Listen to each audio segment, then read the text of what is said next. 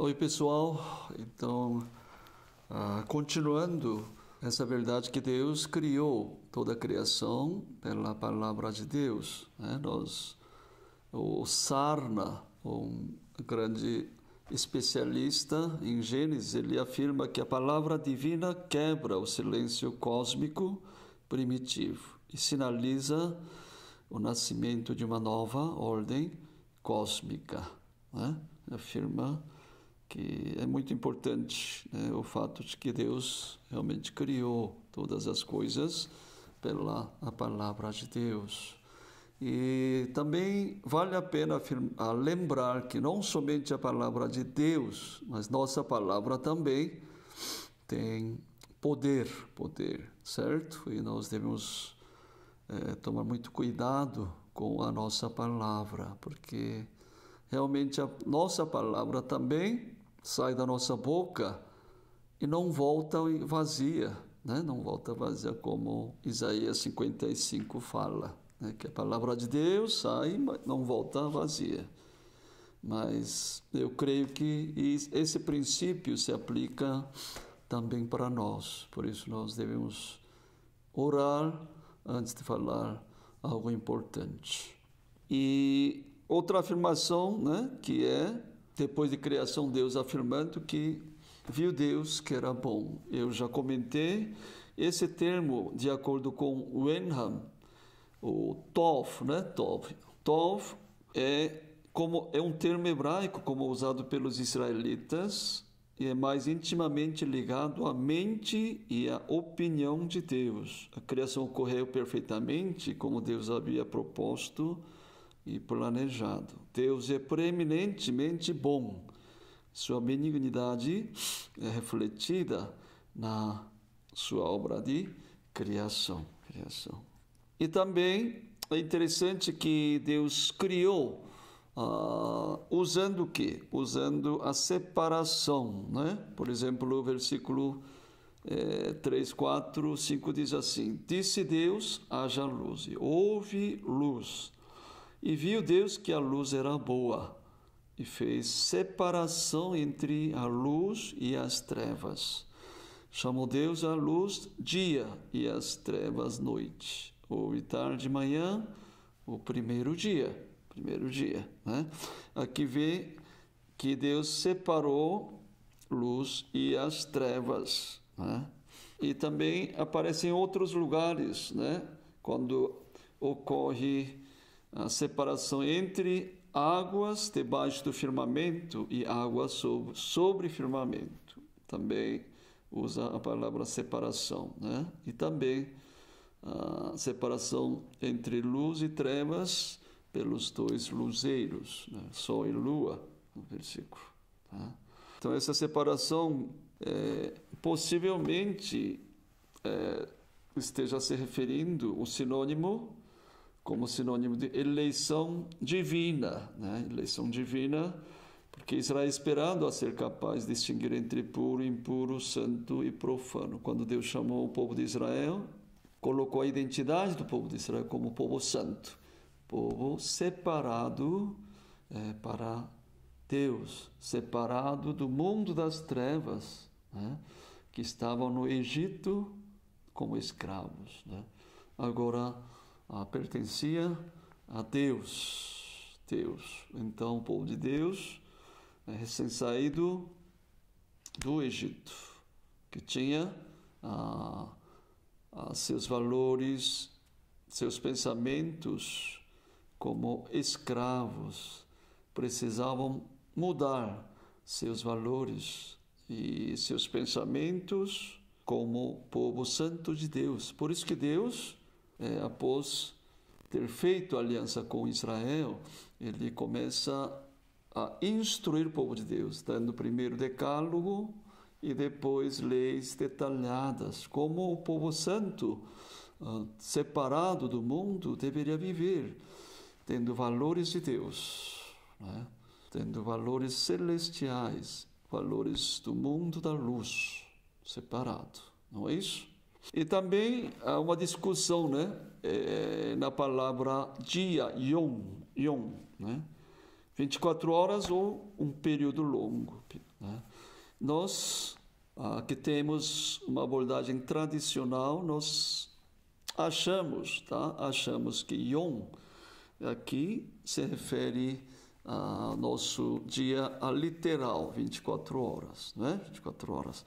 Mas ainda assim há certas dúvidas. Por exemplo, o Kenneth Matthew, que escreveu um comentário muito rico, ele, por exemplo, e também ele é um teólogo tradicional, tá? Teólogo conservador, mas ainda assim ele defende que dia deve ser um período longo. Aí aqui ele dá uns quatro argumentos.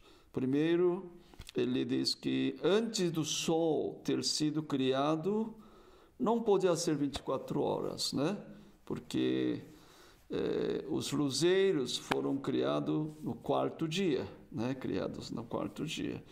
E antes não podia ter o que? Quando Deus no primeiro dia criou luz e dividiu dia e noite, né? Esses dias não poderiam ser de 24 horas. Segundo, tarde e manhã, a expressão tarde e manhã não indica além de 24 horas, mas no Salmo 90, versículo 4, 6, diz que o quê? 1000 anos como um dia, tá? Um dia. Então, isso permite que um dia pode se referir ao 1000 anos, duração de 1000 anos, da perspectiva de Deus, não é? Salmista dizendo isso. Terceiro ponto, sétimo dia não teve refrão de tarde e manhã, não é? Então isso possibilita a continuação para algum período maior, talvez, né? Maior. Em quarto, como o sétimo dia é o dia climático de série de 6 dias, né? Nós vimos, né, a estrutura setupla, né? Setupla de 7. Então, as datas de criação também obedecem isso, não é? Deus criou por 6 dias, né, a toda a criação, criatura. E no sexto dia, Deus criou o ser humano, né? E no sétimo dia, como um dia climático, Deus descansou e santificou, não é? Por isso ele diz, como o sétimo dia é o dia climático de série de 6 dias. Isso implica que 6 dias não são uma linguagem literal, tá? Isso é o ponto de vista de Kenneth Matthew, né? Kenneth Matthew. Mas a abordagem tradicional, né, conservador, por exemplo, Allen Ross, né? Allen Ross também escreveu comentário de Gênesis muito bom, eu tenho usado, como o de Bruce Waltke, mas o de Ross não foi traduzido ainda, não é? Então, ele afirma que Yom, o dia, refere a 24 horas. E seu ponto de vista, quando Yom é usado como um número, significa período de 24 horas. Por exemplo, o livro de Êxodo, quando usa o dia, é considerado o quê? Dia de 24 horas. Decálogo baseia nos seus ensinos do sábado, né? Sábado, nos 6 dias de criação, após 6 dias de criação, e o sétimo dia de descanso, se referindo ao dia literal. Terceiro ponto, desde quarto dia há dias, anos, sinais e estações, sugerindo que o sistema normal está inteiramente operativo.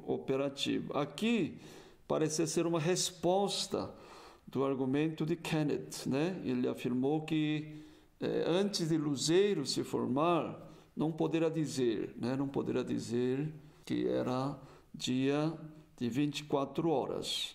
Mas, como o Ross está dizendo, que como a partir do quarto dia, né, já contava o dia literalmente, certamente os leitores deveriam olhar esses dias anteriores também com o mesmo significado. Yom, literalmente. Agora, se Yom se referir, o quarto ponto, se Yom se referir a uma era, texto poderia permitir para um período longo de dia. Então, um período longo de noite também, não é? A expressão, a refrão era o quê? Era tarde, mas é noite e manhã. Sempre noite e manhã. As duas palavras juntas. Então, se realmente o dia se referir a um período muito longo, certamente a noite também deveria ser como um período longo, como uma era, né? Era. Então, o Rawls defende isso. Eu também, particularmente, sou a favor dessa posição de Rawls, uma abordagem tradicional. Tá, e eu coloquei no PowerPoint, mas e eu creio que você já deve conhecer, né, que a ordem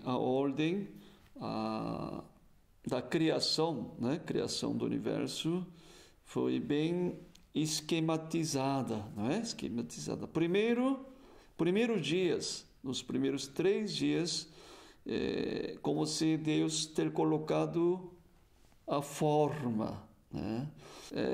Olhando o desenho dessa criação de Gênesis, nós podemos ver como se fosse uma construção da casa, né? Construção de uma casa, né?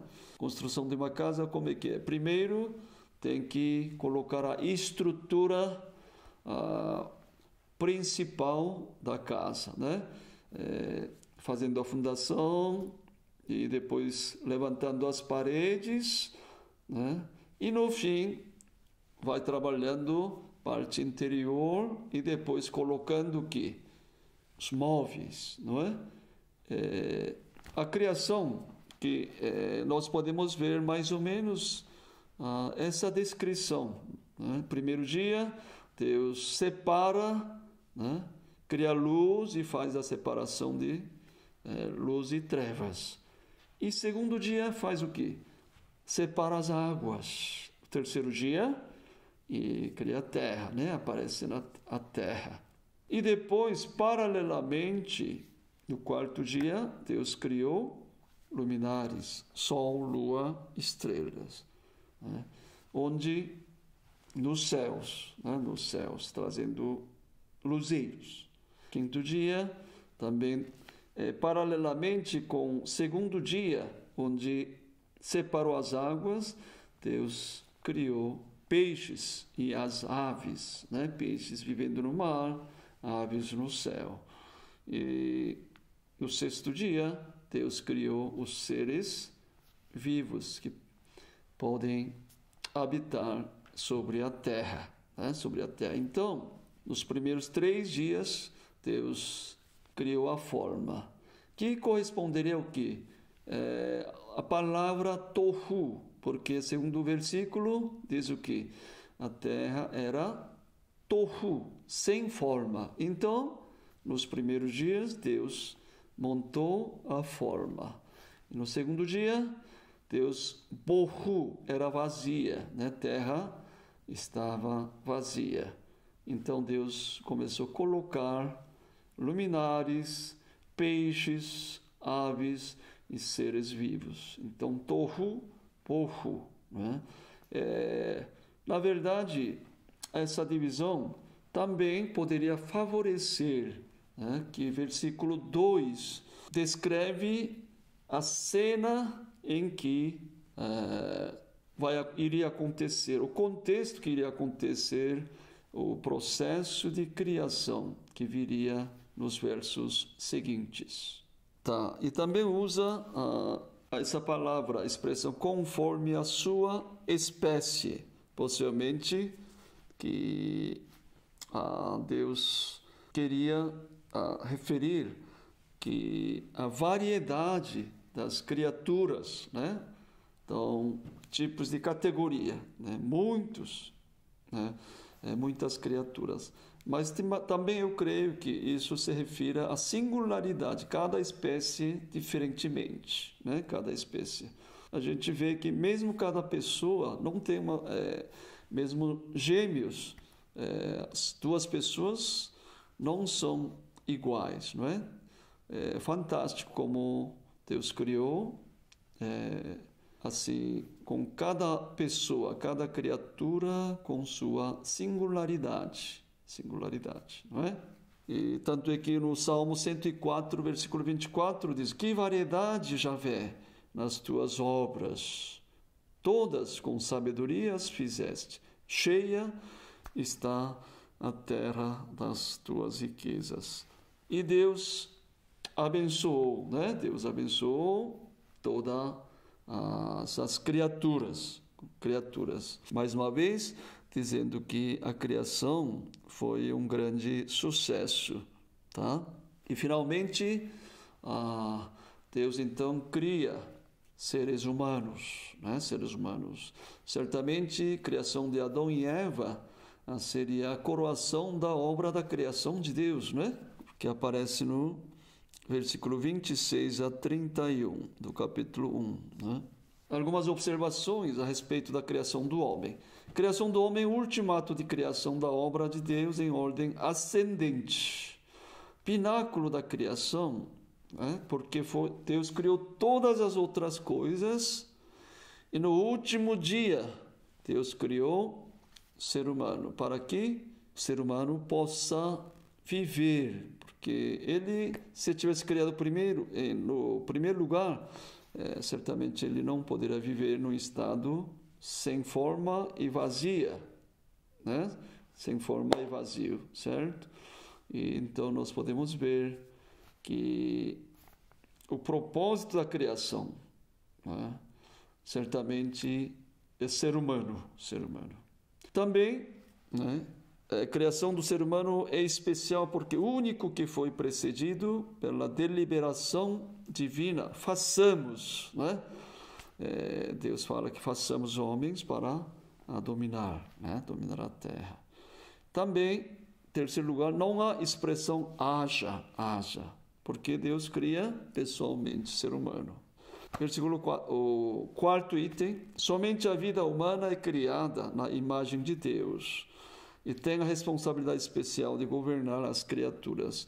Creio que maior singularidade especial do ser humano é o fato de ter sido criado com a imagem de Deus. O quinto ponto, o verbo bará, ocorre 3 vezes no versículo 27, né? Justamente no versículo onde fala a respeito da criação do homem. E o verbo assá é paralelo a bará. Eu já falei que o verbo assá significa moldar, né?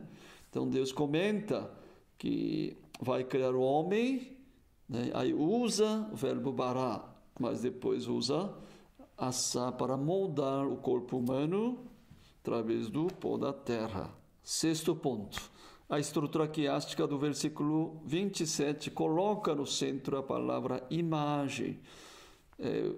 Nós conhecemos a estrutura quiástica, né? E cujo ponto central normalmente fica onde? Normalmente fica no centro, né, da estrutura.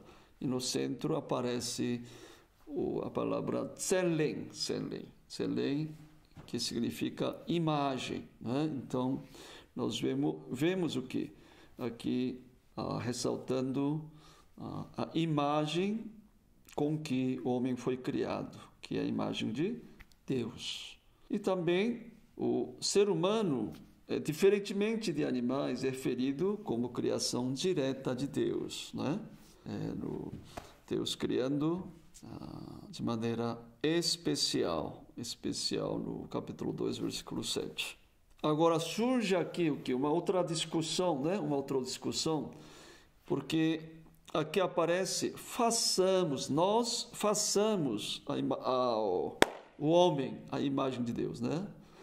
Então aqui aparece o que? O sujeito como plural de primeira pessoa. Então, a quem se refere esse nós? Né? Há várias interpretações. E essa pluralidade, né? Pluralidade aparece não somente aqui, não é? Aparece no capítulo 3, no versículo 5, onde fala que o que nós fizemos, ele pecou, né? Adão e Eva pecou. E Gênesis, capítulo 11, do versículo 7, o Gênesis também aparece nós, né? Façamos espalhar o homem, desçamos e para fazer. E nós, além de Gênesis, nós vemos o livro de Isaías, quando Deus chamou Isaías, no capítulo 6, 8, né? O Deus afirma diante de Isaías: quem irá por nós, se referindo, não é? E quem seria esse nós? Tem sido uma grande discussão, né? Então, aqui especificamente em Gênesis, tem algumas interpretações, né? Primeira interpretação, Deus falando da criação, céus e a terra, né? Deus. E plural indica honra e majestade, tá? Como foi falado a respeito de Elohim. Autodeliberação, falar para si mesmo, né? Deus falando a si mesmo, nós. O discurso divino ao a corte celestial dos anjos, tá? E, por último, diálogo divino, trindade. Nós, como em pluralidade, certamente esteja se referindo à trindade, né? Ponto de vista tradicional é considerar como Deus triuno, quando se refere a nós. Tá? Isso é defendido pelos pais da igreja e reformadores. Então, texto descreve o resultado de atividade criativa de Deus pelos pronomes plural e singular. Nossa imagem, né? Que é imagem dele. Unidade e pluralidade de Deus. Como pronomes são usados alternadamente, plural e singular, né? Conversação divina entre Deus Pai e Deus Espírito, se referindo ao versículo 2, né? Na criação apareceu Elohim, mas também no versículo 2 descreve que o Espírito de Deus pairava sobre as águas. Claramente diz a presença do Espírito de Deus, certo? Então, isso reforçaria esse argumento que essa pluralidade deve se referir à trindade. Né? Agora, mas hoje em dia, muitos, talvez maioria, acha favor do argumento, né, de que isso se refere à corte celestial dos anjos, incluindo mesmo Bruce Waltke e o Chisholm e muitos outros teólogos hoje são favores a esse argumento de que se refere à corte celestial, Assembleia Celestial dos anjos, não é? Os anjos. Então, além de Gênesis 1, 28, né? Onde nós tiramos essa discussão, né? Por exemplo, o livro de Jó. Ele começa como? Começa apresentando uma cena de uma assembleia ou um conselho celestial, né? Onde Deus e os filhos de Deus estão reunidos e aparece quem? O Satanás, né? Aparece o diabo e tentando negociar a Deus para tentar o Jó, certo? Aí Deus permite esse direito para Satanás, mas claramente a cena é o que? Refere a uma assembleia, né? O conselho dos anjos, constituído Deus com anjos, né? O termo filho de Deus, na verdade, se refere o quê? Refere anjos, tá?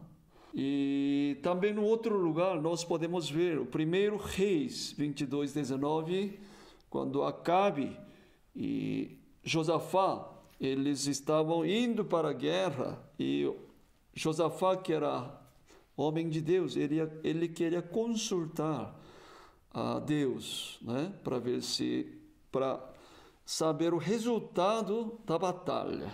E pergunta se há algum profeta que pode predizer, né, predizer o resultado da batalha. Aí o Acabe chama seus profetas, né, que viviam junto com o Acabe, possivelmente no palácio. E eles profetizaram que Deus iria dar vitória. Só que Josafá não confiou muito neles, tá? E então pergunta de novo, né? Não tem outro profeta que nós podemos confiar na sua palavra? Aí o Acabe lembra Micaías, né? Mas eles falam, né? Fala para Josafá que o Micaías quase sempre profetiza contra mim. Mas o Josafá insiste, mesmo assim vamos chamar ele. E Micaías, né? Micaías, ele fala assim no versículo 19. 1 Reis, capítulo 22, versículo 19, diz assim: Micaías prosseguiu: Ouvi, pois, a palavra do Javé. Vi o Javé assentado no seu trono, e todo o exército do céu estava junto a ele, à sua direita e à sua esquerda, né? E Micaías profetiza que Acabe ia morrer, certo? Mas aqui, na fala de Micaías, a menção de Deus, Javé assentado no trono, e ao redor todo o exército do céu, né? Exército angelical, né? Como se referindo à Assembleia de Deus, né? E no Isaías 6, 1-3 também, né? Onde fala sobre o chamado de Isaías, Isaías vê uma cena, né? De Rei dos Reis, não é? O Javé Tsebaot, né? É Javé dos exércitos, e ele estava com serafins, né? Cantando Santo, Santo, Santo, Santo, Santo, Santo. Então nós podemos ver Deus junto com os anjos, né? Então há vários textos mencionando a Assembleia Angelical, e creio que maior prova vem do próprio texto bíblico, não é? Então, mas por outro lado há certas dificuldades também, né? Por exemplo, a nossa imagem, quando Deus fala criar o homem à nossa imagem, então será que está se referindo à imagem de anjos? Claro que não, né? Claro que não. Aí, certamente, a imagem de Deus. E também, outra dificuldade é que no texto de Gênesis em si não menciona sobre a corte angélica. E como é que nós podemos crer nessa explicação? Terceiro lugar, Deus não precisa de companheiro ou fonte para a criação, né? Criação. Então, há essas dificuldades, mas eu creio que esse argumento, né, por enquanto, é mais favorecido. Eu espero que por mais tempo Deus venha revelando, né, outros argumentos que possam nos clarear a respeito desse significado, porque se Deus não nos revelar, certamente nós não saberemos, não é? Então, por exemplo, eu gostaria de ler justamente essa verdade onde, no Deuteronômio 29, certo? É fácil de memorizar esse verso, mas eu vou ler aqui. As coisas encobertas pertencem ao Javé, nosso Deus, porém as reveladas nos pertencem a nós e a nossos filhos para sempre, para que cumpramos todas as palavras desta lei. Há coisas encobertas que pertencem ao Javé, nosso Deus, porém também há as palavras reveladas que pertencem a nós e aos nossos filhos para sempre. E é interessante que cada vez mais, né, acho que vocês devem concordar, que cada vez mais as revelações para nós, né, têm aumentadas.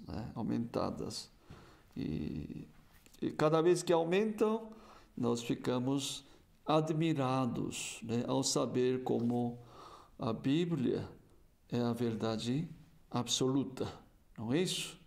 Tá, então, até a próxima aula. Deus abençoe vocês.